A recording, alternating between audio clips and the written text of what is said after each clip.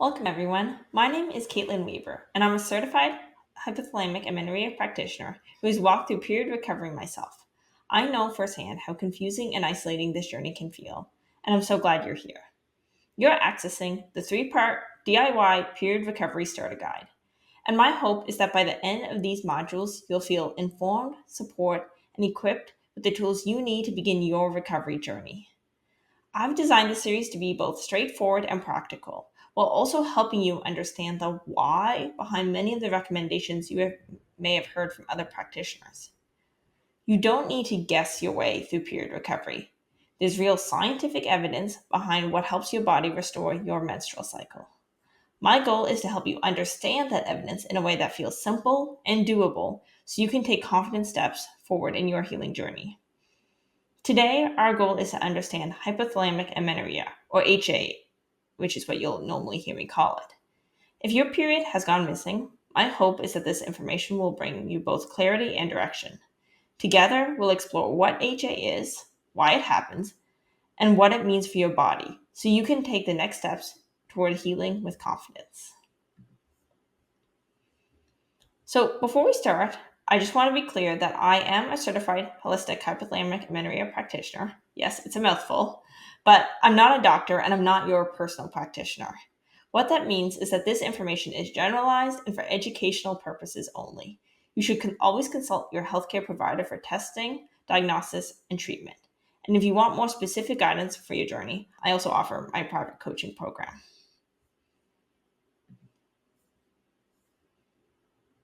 As I just said, today's goal is to give you an overarching understanding of what hypothalamic amenorrhea is. I'm going to start by briefly sharing my story with HA. Then we're going to look at its cause and dive a bit deeper into the different hormones at play. We will go over some basics of the menstrual cycle as well. Then we'll look at symptoms of HA, its diagnosis, along with the longer term health consequences. So let's go. So I'm really just going to skim the surface with my story here. But in early high school, I battled with an eating disorder. I sort of recovered, but not fully because I never actually wanted to recover at that stage. From my recovery, I actually ended up coming away with more rules around food, and no one seemed to care as long as I ate enough.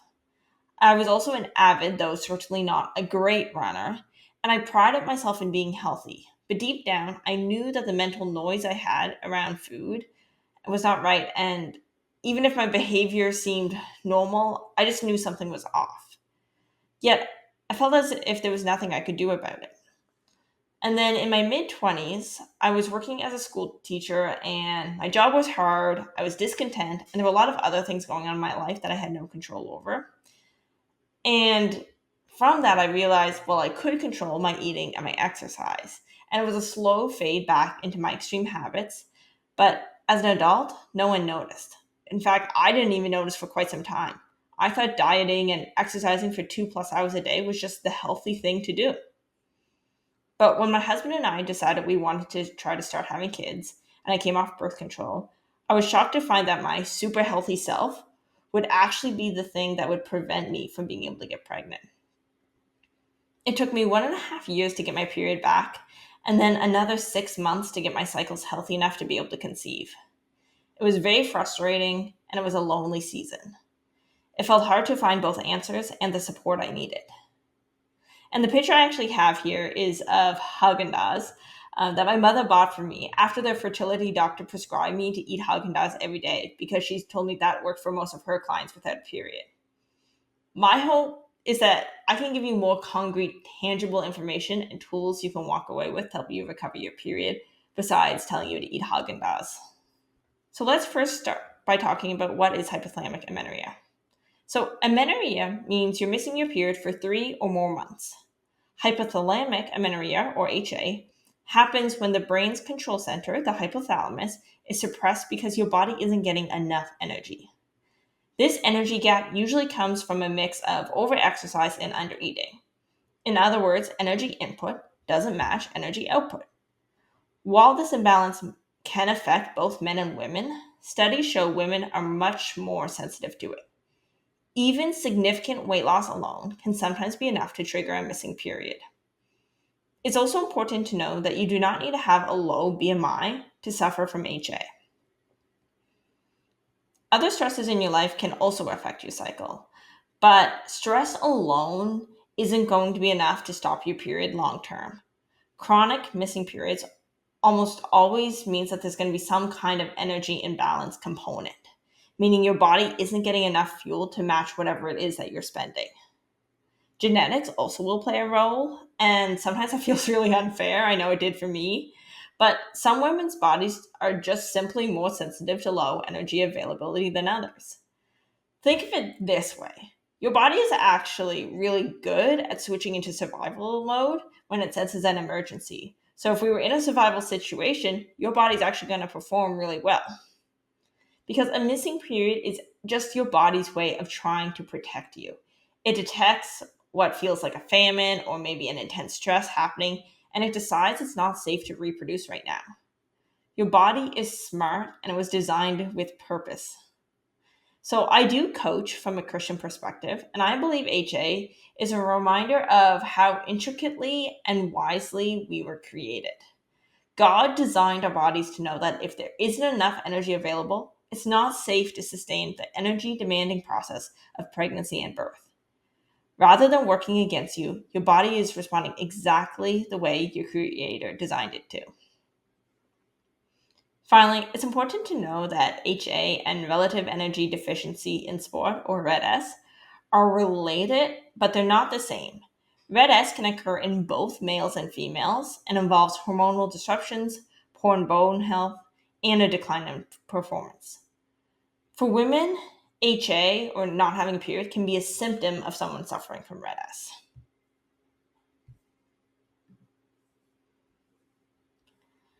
Okay, so this is where things might seem to get a little complicated, but I think it's really important to understand what's happening in your body with HA because it really has a whole body impact. There are three main hormone pathways or axes we have to consider, which I have in the graphic there. The first is the hypothalamus pituitary ovary or HPO axis. This one is in the center of the graphic there, and it really starts with leptin, a hormone released by fat tissue that acts like an energy sensor. It communicates with your hypothalamus, pituitary gland, and ovaries to signal whether there's enough energy availability. If energy is too low, the hypothalamus stops releasing GnRH, or gonadotropin releasing hormone, the hormone that normally is going to trigger the pituitary to then release FSH and LH, follicle stimulating hormone and luteinizing hormone. Without enough FSH and LH, your ovaries don't stimulate follicle growth, your estrogen levels will stay low, and ovulation won't occur. And for simplicity, I'm just going to refer to estrogen here, even though there's actually several forms of estrogen. So this is the main pathway we think of when we talk about HA, but it's important to consider how else HA is impacting the body. So the second is the hypothalamus pituitary thyroid, HPT, axis. When the hypothalamus is suppressed, the HPT axis is also suppressed. Even if TSH, your thyroid stimulating hormone, looks normal on your labs, the active thyroid hormones like T3 are often low. And the result is that we see a slowed metabolism, which is one of the many reasons why people with HA will feel cold all the time, or they'll hit a weight plateau where they can't simply seem to lose any more weight because their metabolism has slowed so much. And then the third axis we need to know about is the hypothalamus pituitary adrenal axis, HPA. In HA, this system is overactive. Cortisol rises because the body perceives a stress state. Chronic high cortisol can cause problems like insulin resistance, and it further suppresses the hypothalamus, making recovery harder. And off to the side on the left here, you'll also notice the role of a low fat mass. Our culture demonizes fat, but it's actually crucial for hormone production. White adipose tissue, or fat, secretes leptin, which signals both to the hypothalamus and it helps to synthesize estrogen. In menopause, in fact, fat tissue becomes the primary source of estrogen in women. So we really see how fat isn't something to be demonized, it's actually something we need. And the big takeaway here is that a missing period isn't just an isolated event about you not ovulating, it has a whole body impact. Sex hormones don't just impact your reproductive organs, They impact your entire health. So now I do actually want to drill down though on that HPO axis, specifically how the menstrual cycle works and in conjunction with that. So I've drawn here a rough outline of the phases of the menstrual cycle along with key hormone levels. The first phase to know about is the follicular phase. In this phase, the hypothalamus releases GnRH, which is activated by leptin, which is, as I said, a gatekeeper of energy status. GnRH tells the pituitary gland to release two key hormones, FSH and LH. FSH stimulates your follicles in your ovaries to grow, and these follicles start producing estrogen. As estrogen rises, it sends signals back to the brain to regulate GnRH, FSH, and LH. But once that estrogen level reaches a certain threshold, it flips a switch, triggering a big surge of GnRH and then a surge of LH. That LH surge causes ovulation, where one mature egg is released within about 24 hours of that surge. And then after ovulation, the empty follicle becomes the corpus luteum, which produces progesterone. Progesterone thickens the uterine lining. It's going to dry up your cervical mucus, and it will raise your body temperature. If fertilization doesn't happen, that corpus luteum will then break down, progesterone and estrogen will drop, and your lining will shed, which is what happens when you get your period. So why this is important to know is to understand that when you have HA, you are basically in this perpetually long follicular phase because your hypothalamus is being suppressed, and so there's not enough GnRH and therefore not enough LH and FSH getting through, and therefore your estrogen isn't rising enough to create that LH surge for you to ovulate. So you're in this really, really long follicular phase. And we're going to come back to this chart more in our third module when we talk about tracking recovery. Symptoms of HA can look different from woman to woman, and they usually trace back to low levels of key hormones, then also having high cortisol, as well as just your body trying to conserve energy. This once again shows how reproductive hormones are not just limited to reproductive function. Common symptoms that we'll see include things like fatigue, brain fog, anxiety, bloating, a low libido, bone loss, anxiety, and a low resting heart rate. And that list just goes on and on. But not everyone will experience the same symptoms to the same degree. So if your experience doesn't completely match this list exactly, that's okay. What's important to remember is that these symptoms are not normal. And when we address the HA, and your hormones are properly restored, and you're no longer in this like fight or flight survival state, these symptoms will either improve or completely go away. So how is HA diagnosed? HA is what we call a diagnosis of exclusion, meaning that your doctor first has to rule out other causes such as premature ovarian insufficiency or hypothyroidism.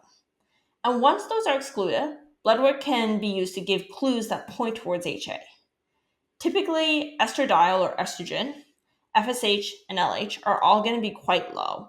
I've included these numbers on your worksheet as well, so you can reference them whenever you need to. I should mention, though, that your hormone levels may also seem normal and that your doctor may just say you're in the follicular phase.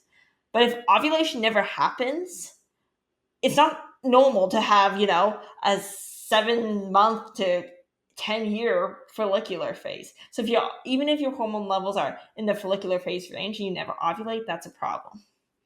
Also, I will just mention, make sure you pay attention to your lab units when you get your blood work. So, for example, when I saw my estrogen number, I thought it actually looks okay when I looked at what people were saying online. And then I did the unit conversion after I realized they were different units. And I realized I was actually closer to 5 picogram per milliliter, which is way under the 50 picogram. So it was really, really low. And other helpful labs that can be used to just kind of help determine, is it HA, is it something else, would be your progesterone, which we'd obviously expect that to be low because you haven't even reached your luteal phase yet. Prolactin, it's another one to get checked. Thyroid and SHBG, which I'll talk about in a little bit, but these can help to confirm HA and rule out other conditions. So there's a lot of misconceptions about HA, partly because the condition isn't well known, and partly because it's easier for really us to stay in denial of our so-called healthy habits, which might not actually be that healthy. We don't want to admit that HA is the reason we don't have a period.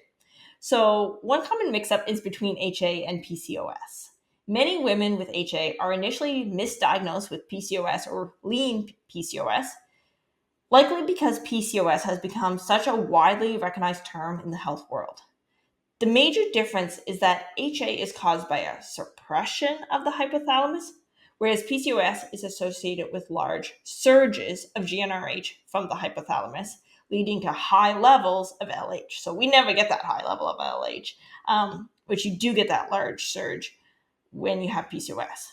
So by comparing our LH to FSH ratios, and also checking your SHBG, which is your sex hormone binding globulin, those can be useful in distinguishing between whether it's HA or PCOS.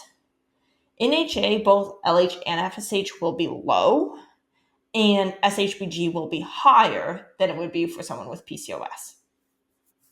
You technically could have both PCOS and HA, but even if you do, HA is reversible, and that has to be addressed first before we can really tackle the PCOS. Another area of confusion would be AMH, or anti-Müllerian hormone, and that's something that doctors will often use to measure ovarian reserve. But AMH results can be really misleading when you have HA. Because if you remember from that earlier chart I showed on the menstrual cycle, if your hypothalamus isn't sending strong enough signals, fewer follicles are going to grow.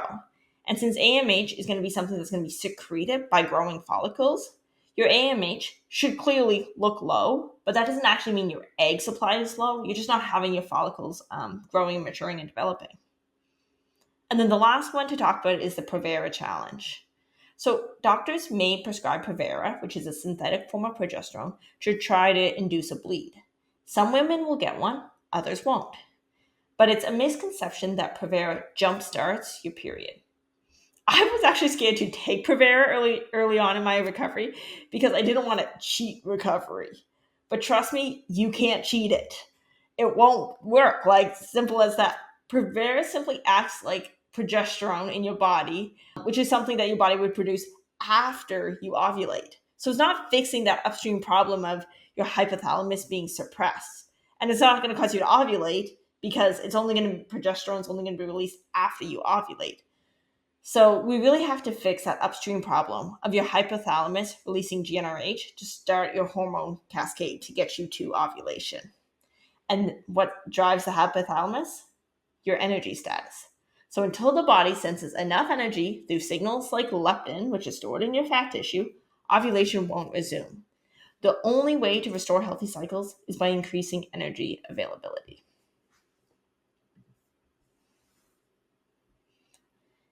And missing a period isn't just about fertility.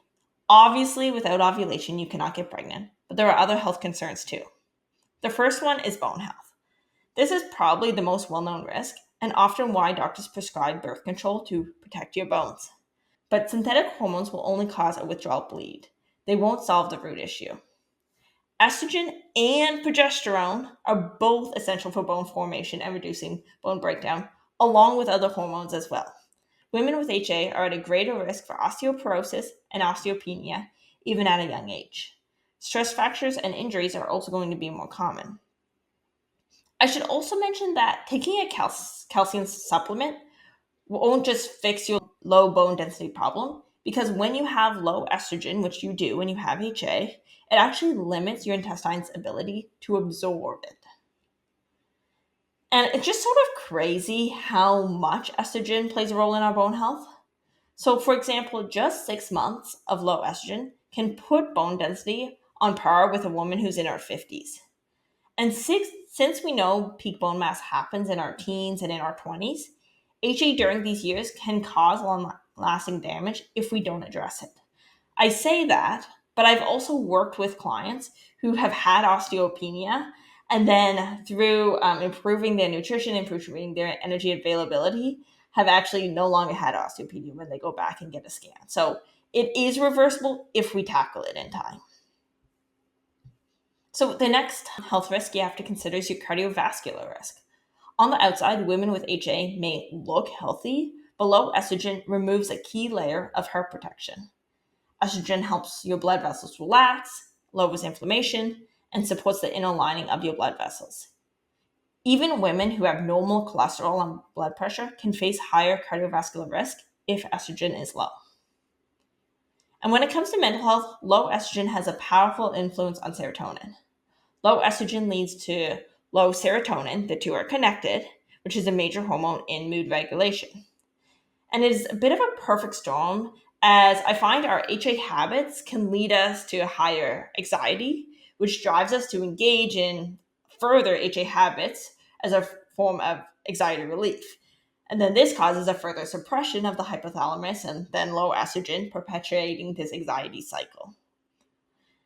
And then the last one we have to talk about is brain health. This one is definitely less studied in the context of HA, but research on menopause offers valuable insight since it involves a significant drop in estrogen as well.